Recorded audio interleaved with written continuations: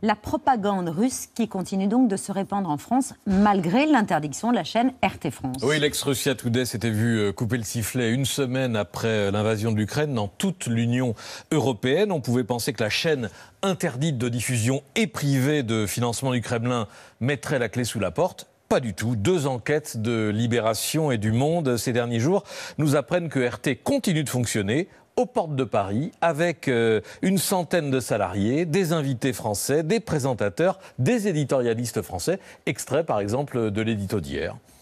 La question que je me pose, moi, c'est celle de l'engagement européen aux côtés de Washington.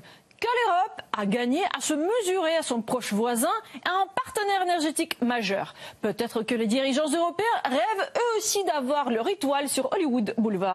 Voilà, la ligne est claire et il n'y a pas que des plateaux. RT tourne aussi dans Paris. Bon, pas vraiment en milieu hostile. Le dernier sujet en image, c'était samedi sur un rassemblement des patriotes de Florian Philippot. Quelques 200 personnes ont défilé depuis la place des Victoires vers l'Assemblée nationale. Des rassemblements sont organisés chaque semaine partout en France depuis plus d'1 an. Les patriotes qui se considèrent comme la principale figure d'opposition au gouvernement. Voilà, les patriotes, principale force d'opposition, on est dans une sorte de monde parallèle. Philippot n'est pourtant pas le seul opposant de droite à donner de la voix au service de Moscou. Thierry Mariani, l'eurodéputé Rassemblement National, réagissait ainsi il y a un mois aux nouvelles sanctions décidées par l'Union européenne. L'Europe est une sorte de vieil alcoolique en état de manque permanent. C'est-à-dire, rassurez-vous, dès qu'on aura voté la 9e ou la 10e, on préparera déjà la 11e ou la 12e. Et donc, en réalité, c'est un aveu d'impuissance. Le RN, Thierry Mariani, apparemment pas gêné d'intervenir sur un média d'État russe. Et on peut voir tout ça depuis la France ? Oui, mais ce qui est comique, c'est que Mariani ne le savait pas. Interrogé par Le Monde, il répond « Oups, je pensais que c'était diffusé seulement en Afrique et qu'on ne le verrait pas en France ».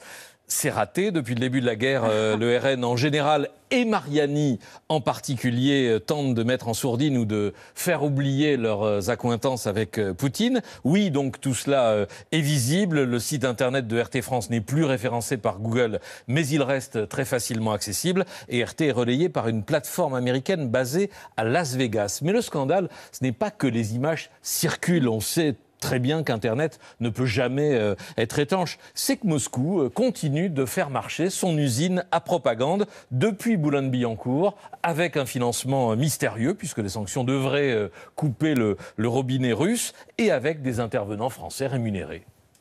La faute politique grave, c'est d'avoir accepté l'Union européenne et ses diktats sur l'énergie, notamment, qui est un secteur stratégique clé d'un État. Et donc, un État qui laisse son secteur énergétique à la concurrence, aux lois de Bruxelles, c'est un État mort. Là, aujourd'hui, on prend nos ordres à Bruxelles. Vous avez parlé effectivement de la guerre en Ukraine qui vient compliquer la donne, mais ce sont des choix politiques. Il n'y a pas une pénurie parce qu'il y a une guerre en Ukraine. Il y a une pénurie parce qu'on a décidé de sanctions qui d'abord ne servent à rien. Il va falloir expliquer aux Français que cet hiver, vous aurez froid, cet hiver, vous n'aurez peut-être pas de lumière, mais c'est pour le bien de nos valeurs européennes.